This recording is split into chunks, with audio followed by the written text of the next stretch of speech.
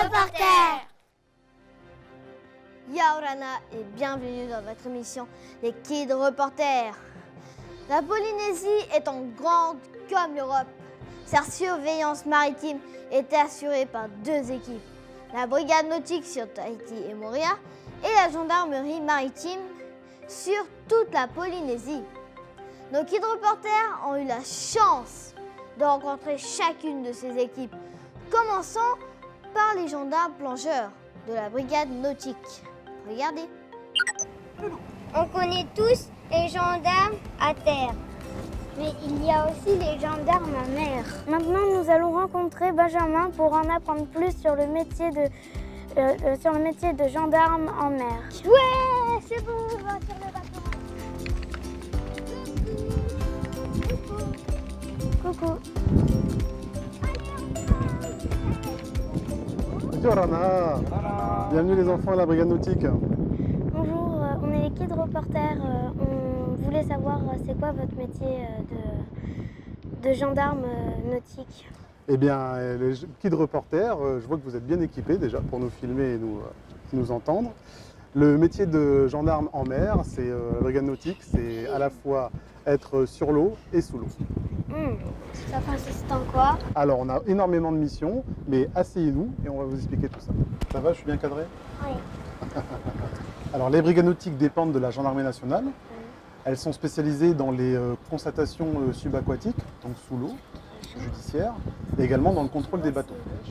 Ils contrôlent les bateaux de plaisance, de pêche, de plongée ou encore les bateaux de commerce. On contrôle également tout ce qui est protection de l'environnement, c'est-à-dire l'approche des baleines, la protection des espèces protégées comme les tortues. On apporte notre concours pour les grandes manifestations nautiques comme la Tahiti Pro Teopo, la Vaikinui. Mais notre principale activité, c'est le contrôle des bateaux de plaisance. Et on peut passer la journée avec vous? Bien sûr, montez à bord, on va tout vous expliquer. Yes! On va aller dans le bateau.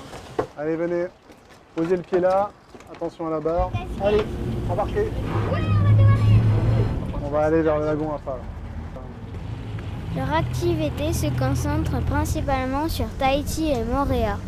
L'équipe est composée de 4 plongeurs et 2 pilotes. Dans les autres archipels, il y a également des bateaux et des pilotes gendarmes.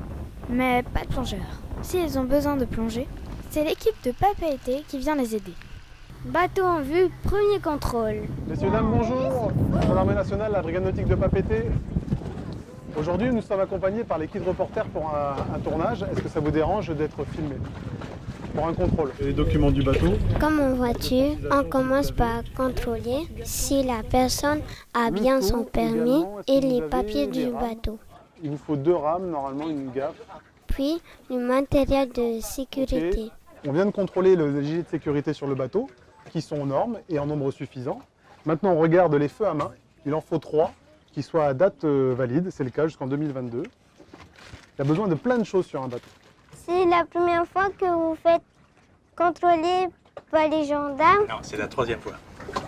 La fois, mais pas avec le même bateau. De toute façon, avec les gendarmes, il faut être respectueux de la réglementation. Surtout si on part en mer, ça peut devenir très dangereux. Merci d'avoir répondu aux questions de l'équipe reporter. Maintenant, nous allons chercher un objet qui est soi-disant une arme sous l'eau pour faire une enquête judiciaire. Allez, c'est parti. 1, 2, 3. Les plongeurs quadrillent d'abord la zone suspecte. Puis, à l'aide du détecteur de métaux, ils inspectent méticuleusement la zone. Et nous, on les surveille.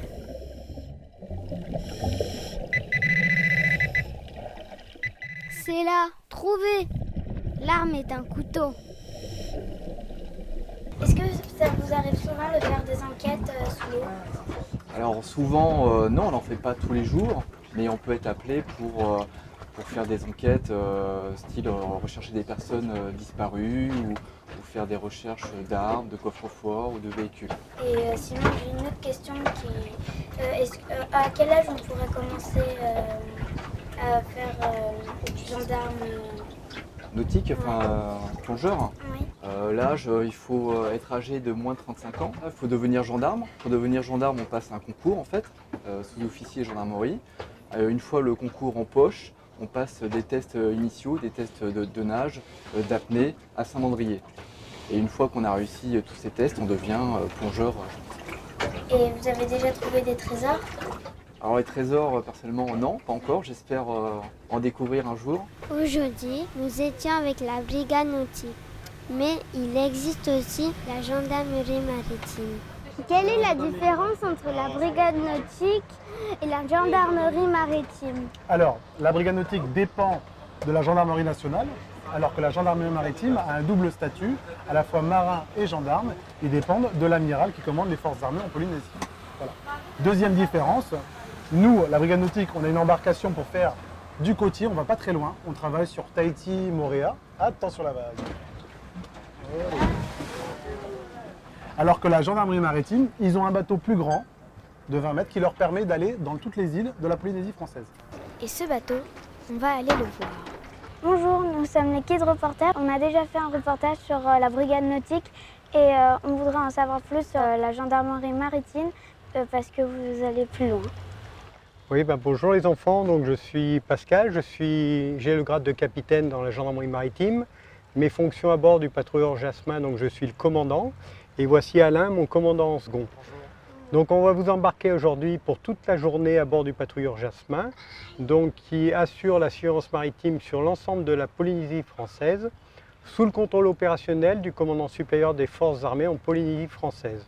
Ce bateau gendarme mesure 32 mètres de long. Il pèse 92 tonnes. Bonjour. Bonjour, donc, je m'appelle Michel, je suis adjudant-chef, chef du service énergie propulsion et directeur d'intervention pour la lutte incendie. Bonjour. Bonjour, moi je m'appelle Nicolas, je suis navigateur et plongeur de bord. Bonjour, moi je m'appelle Arthur, je suis brigadier chef et je suis manœuvrier. Bonjour, je m'appelle Serge, je suis chef et je commande la machine. Bonjour, je m'appelle Christophe, adjudant chef du secteur électricité. Comme vous voyez, ils ont chacun une mission précise à bord et ils sont 12. Avant de monter, un petit rappel des règles de sécurité. C'est une petite tête, tu la mets un peu plus haut, ok? On a même droit à un accueil personnalisé. Appareillage du Jasmin. Stoppez l'axial. L'équipe reporter sont à bord.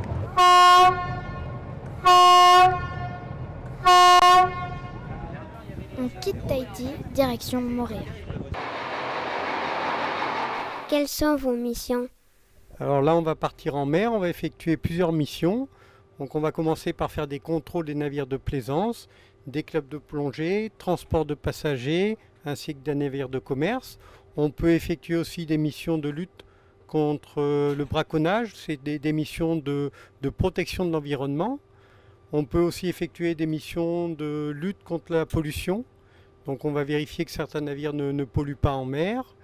On peut aussi effectuer des missions d'évacuation de personnes qui pourraient être isolées sur certaines îles ou atolls dans le cas de catastrophes naturelles. Voilà en gros, en résumé, toutes les missions que peut effectuer le patrouilleur. Dernier au 145. Le bateau est équipé de 2 postes de commande. Dehors. Dernier au 268. Et dedans. On est bientôt arrivé à Moorea. Alors là, on est dans la passerelle. Il y a toujours 2 personnes et c'est là où on pilote.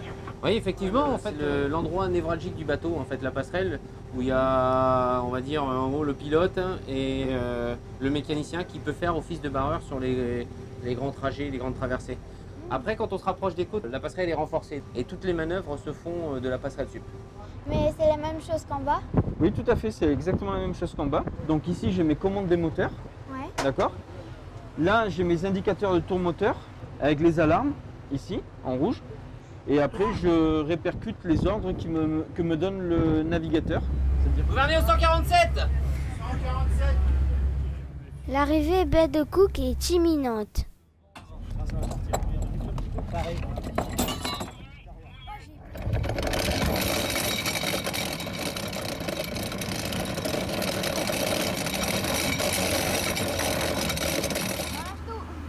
Première mission, le contrôle des bateaux mouillés dans la baie.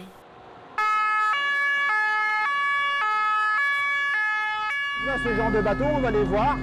On demande le capitaine. On se présente. Bonjour, gendarmerie maritime. Est-ce qu'on peut effectuer un petit contrôle? You speak French? No. We are going to control this boat. Les gendarmes vérifient les papiers du bateau, que tout est en règle et le matériel de sécurité à bord. Nous contrôlons aussi les excès de vitesse. Et oui, même en mer, ça existe. Quand le bateau qu'on voit là-bas, il va trop vite, on se met parallèle à lui et on va à la même vitesse que lui. Comme ça, on sait à quelle vitesse il va. Là, tu vois, par exemple, là-bas, le bateau, il va à 9 nœuds. S'il va à 9 nœuds, il est trop près du bord, dans les 70 mètres, il est trop près. Donc là, on va en faire notre contrôle et on lui dit que c'est pas bon. Pendant ce temps-là, en cuisine, ça s'active. Alors ce midi, on va manger des steaks de bœuf avec des pommes noisettes, sauce aux champignons. C'était bon, on a bien mangé, mais il faut savoir que les gendarmes, ils n'ont pas de cuisinier, alors c'est eux qui font à manger et en tournant. Combien de jours vous partez en mer? Alors en moyenne, on part 10 jours en mer par mois et 120 jours par an. Donc ça veut dire qu'on n'est pas tout le temps à la maison. Et nos enfants les appellent le soir au téléphone, on discute avec eux. Ils partent longtemps. Alors le Jasmin est équipé comme une maison. Donc ici sur la gauche, nous avons donc la chambre du commandant, tu vois, avec son bureau, et puis également donc, ce qu'on appelle la banette chez nous. Ici nous avons donc sur le côté ici, on a donc 2 postes de 2 personnes. Nous sommes un effectif de 12 personnes à bord et on peut héberger, en tout nous avons 15 places, 15 couchages. Aussi on a des coffres pour tout ce qui est rangement. Également dans les coffres dessous où tu marches, tu vois, il y a des petites trappes.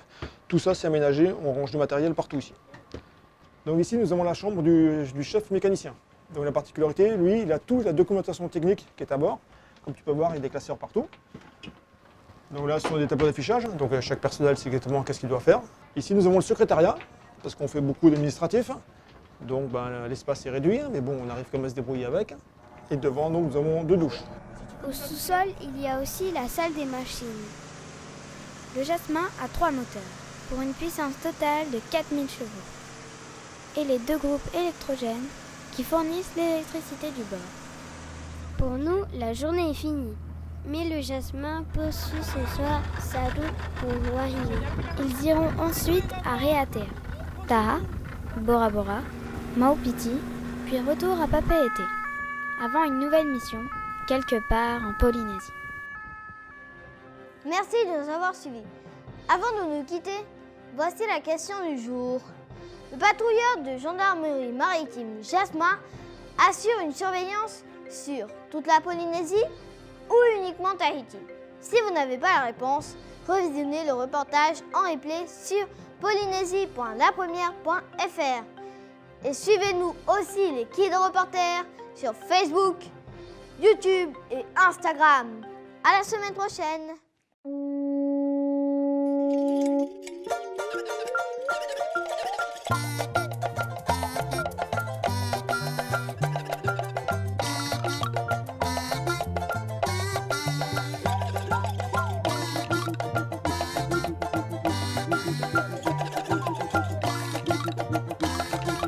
Nous sommes les Kids Reporters.